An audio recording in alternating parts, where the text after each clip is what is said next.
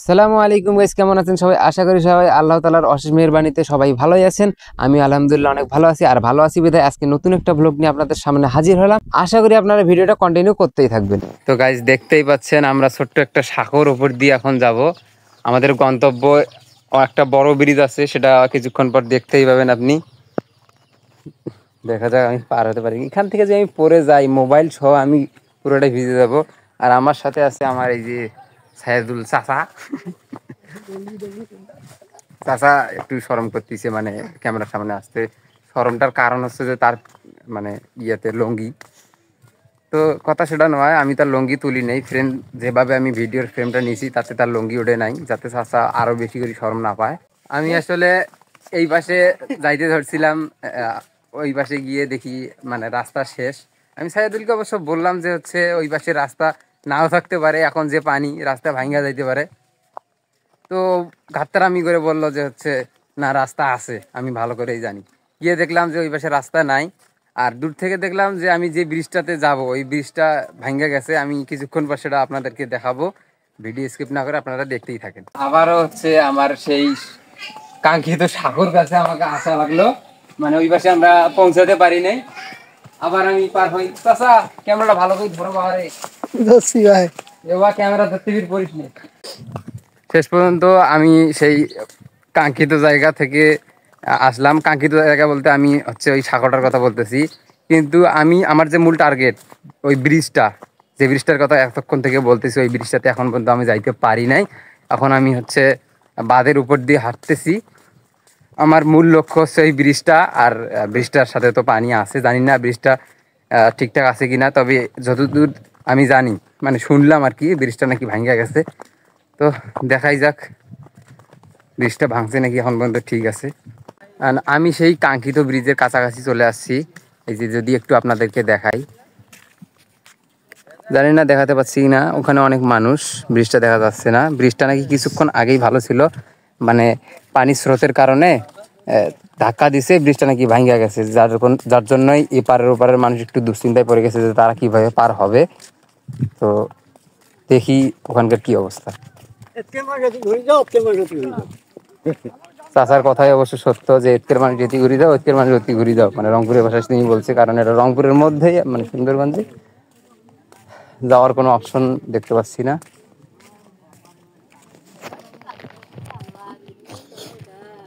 প্রত্যেকটা মানুষ কিন্তু হতাশার মুখাপেক্ষী, দুশ্চিন্তায় পড়ে গেছে। অনেক মানুষ এখানে আছে, তারা ভাবতেছে যে ওই পাশে কিভাবে পার হবে, কিন্তু তারা বুঝতে পারতেছে না যে কিভাবে পার হবে। কিছুক্ষণ আগেও ব্রিজটা ভালো ছিল, এখন আর ব্রিজটা নাই। অনেকজন আবার সব করে ফটোশুটও করতেছে। হ্যাঁ, ভালো আছে।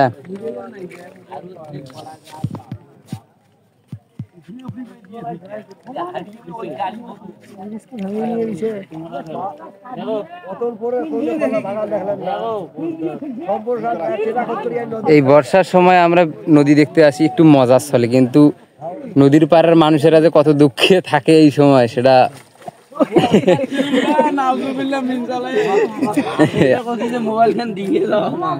সেটা আসলে আমি বলে বোঝাতে পারবো না। আসলে ওনাদের হচ্ছে দুঃখ এইটাই যে হচ্ছে নদীর পাড়ে যখন পারাপার হতে যায়, যদি একটা ব্রিজ না থাকে তাহলে কিন্তু বিশাল একটা সমস্যা। আর এত স্রোত যে হচ্ছে, এই স্রোতের মধ্যে নৌকা নিয়ে পারাপার হওয়াটা খুব একটা টাফ ব্যাপার। আর একটা নৌকায় খুব বেশি মানুষও যাতায়াত করতে পারে না। কিছুক্ষণ আগে যে ব্রিজটা দেখালাম তার অপোজিট সাইডে একদম ডান পাশে কিছু দূর গেলে আরেকটা ব্রিজ। আমি সেই ব্রিজের কাছাকাছি চলে আসছি। এসে দেখি এই ব্রিজটা এখন পর্যন্ত ভাঙে নাই, তবে মানে ভাঙতে পারে, কারণ ব্রিজের মুখে এত বেশি পানা জমা হয়েছে যে হচ্ছে ব্রিজটা কখন জানি ভেঙে যায়। আমি যদি ক্যামেরাটা আপনাদের ঘুরে একটু দেখাই। এখন ভিডিও দেখে অনেকজন ভাববে আমি ওখানে ঘুরতে গেছি, আসলে ব্যাপারটা ওই রকম না। আমি ঘুরতে যাই নাই, আমি আসলে এক্সপেরিমেন্ট করার জন্য গেছিলাম যে হচ্ছে ওই পাড়ার মানুষেরা এখন কি করতেছে, অথবা তাদের জীবনযাত্রা এখন কেমন। আর হচ্ছে পানিগুলো কেমন হয়েছে, পানিগুলা কি রকম আছে, এই জিনিসটা দেখানোর জন্য আমি গেছিলাম। অনেকজন আসলে আমাকে এই দিক থেকে বলতেছিল যে হচ্ছে ওই দিক থেকে একটু ভিডিও বানায় আমাদেরকে একটু দেখা, তার জন্য আর কি ভিডিওগুলো করা, আর অন্য কিছু নয়। ওই পাশে যে ব্রিজটাতে গিয়েছিলাম, ওই পাশে দেখছিলাম পারাপারের কোনো ব্যবস্থা নাই, মানে নৌকা সেখানে নাই। এখানে এসে দেখলাম একটা অন্তত নৌকা আছে পারাপারের জন্য। নৌকার ভাড়া একটু বেশি, কারণ এই সময় মানে যখন মানুষের চাহিদা যে কোনো জিনিসে বেশি থাকে, অর্থনীতির একটু সূত্রপাত ঘটাইতেছি কেন, মানে চাহিদা যখন বেশি থাকবে তখন একটু প্রাইস হাইক হবে, এটা সত্য, সেটা মানুষ জানে। ওই পাশের মানুষেরা কেমন আছে আর হচ্ছে ওই দিক পানি কেমন, ওই পাশে যে বাড়িগুলান একটু দেখো, ওই পাশে যে বাড়িগুলান ওইদিকে যাবো এক্সপেরিমেন্ট করার জন্য। তো ভিডিওটা কন্টিনিউ করতেই থাকেন।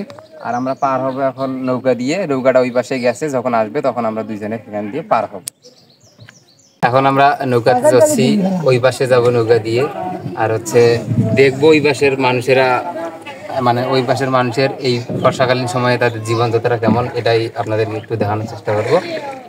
তো ভিডিওটা কন্টিনিউ করতেই থাকুন। এখন অলরেডি নৌকা যাচ্ছে, দেখতেই পাচ্ছেন, ভালো লাগতেছে। তবে আমরা মানুষেরা আসি হচ্ছে, যারা উঁচুর মানুষ, আমরা আসি হচ্ছে নদী দেখতে, একটু মজা নিতে, কিন্তু নদীর পাড়ের মানুষেরা যে কত এই সময় যে কত কষ্টে থাকে সেটা না আসলে বুঝতে পারবেন না। আর হচ্ছে এখানে একটা মজার বিষয় হচ্ছে কি, আমি যখন নৌকার ভাড়া দিলাম তখন একটা জিনিস ওনারা বললো যে হচ্ছে একবার ভাড়া দিলে নাকি দিনে কয়েকবার পার হলেও আর ভাড়া নিবে না, ওই ভাড়ায় একবার।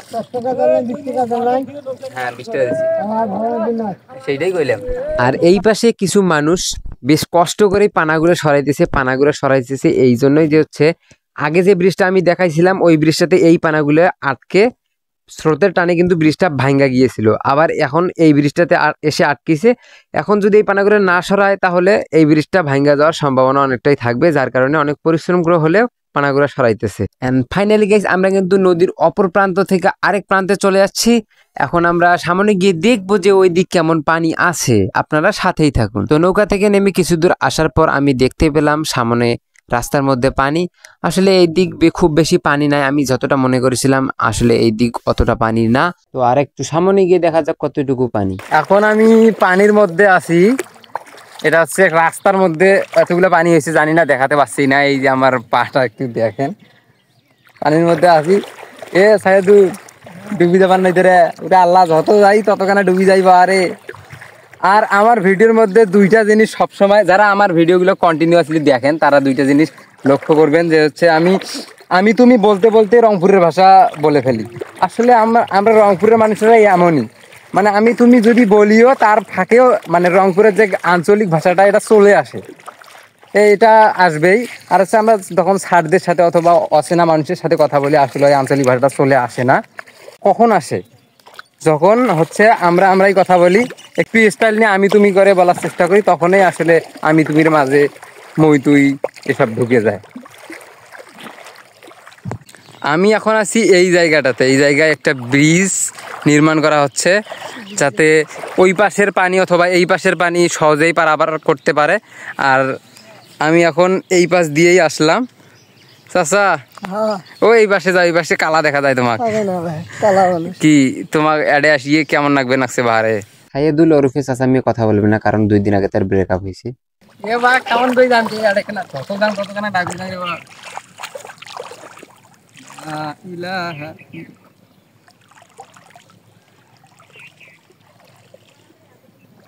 অবশেষে আমি পার হচ্ছি। তো বন্ধুরা, ব্লগটা দেখতে দেখতেই 8 মিনিট প্লাস হয়ে গেছে, আর ভিডিও বাড়াবো না, আজকের জন্য এতটুকুই। দেখা হচ্ছে নতুন কোনো ভিডিওতে। আর যদি এই ভিডিওটা ইউটিউব চ্যানেল থেকে দেখেন তাহলে অবশ্যই সাবস্ক্রাইব করে রাখবেন নতুন নতুন সুন্দর সুন্দর ব্লগ দেখার জন্য। আর যদি ফেসবুক পেজ থেকে দেখেন অবশ্যই ফলো করে রাখবেন।